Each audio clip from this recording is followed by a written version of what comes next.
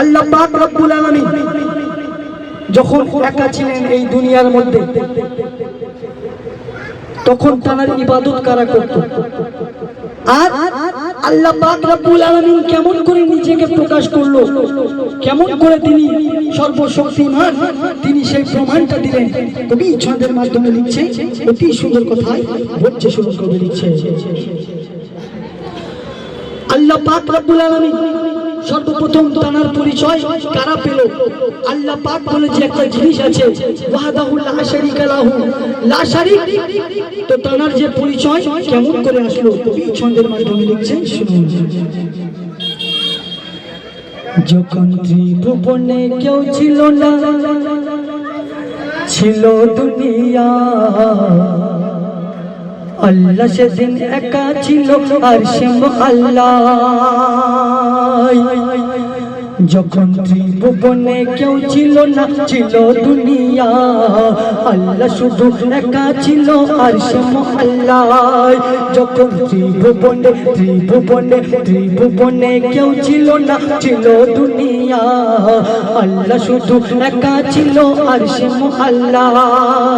হয়নি জিনার আদম যার করতো কি তার ইবাদত, হয়নি জিনার আদম যার করতো কি তার ইবাদত, কে জানতো পরিচয়, কে নিরালাই আরশে আলাই গোপন থেকে যায়, জাহিল হয়ে কে গোপনের পর্দা তুলে দেয়, কে নিরালাই আরশে আলাই গোপন থেকে যায়, জাহিল হয়ে কে গোপনের পর্দা তুলে দেয়।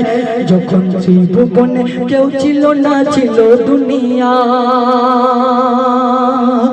সর্বপ্রথম ছন্দের মাধ্যমে বলছে, শুনুন কবি লিখছে, থাকবে না আর আল্লাহ গোপন থাকার কথা নয়, থাকবে না আর আল্লাহ গোপন থাকার কথা নয়।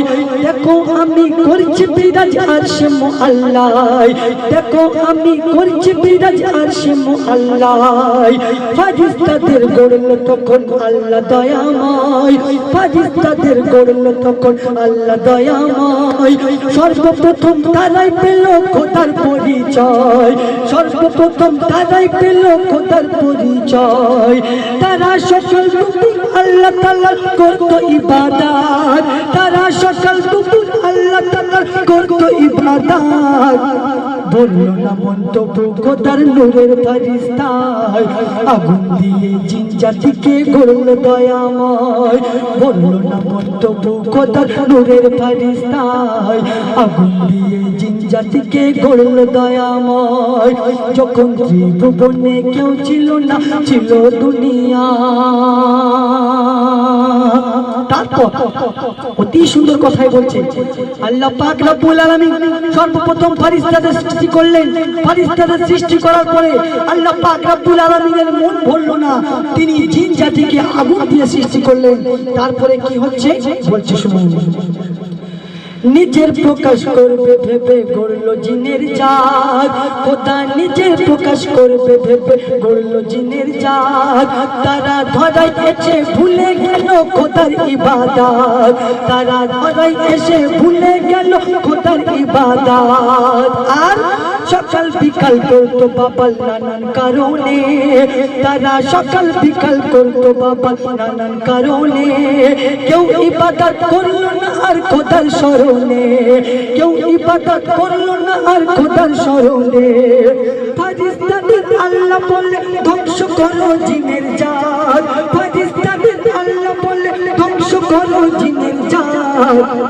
রাতারাতি জিন জাতিকে ধ্বংস করে দেয়, রাতারাতি জিন জাতিকে ধ্বংস করে দেয়। মন ভরাতে পারলো না কেউ, বলল দয়াময়। যখন ত্রিভুবনে কেউ ছিল না, ছিল দুনিয়ায়। যখন ত্রিভুবনে কেউ ছিল না, ছিল দুনিয়া, আল্লাহ সেদিন একা ছিল আরশে আল্লাহ। তারপর অতি সুন্দর কথা বলছে, শুনুন কবি লিখছে, ফারিস্তা জিন সৃষ্টি হলো তৃপ্তি পেল না, ফারিস্তা জিন সৃষ্টি করে তৃপ্তি পেল না।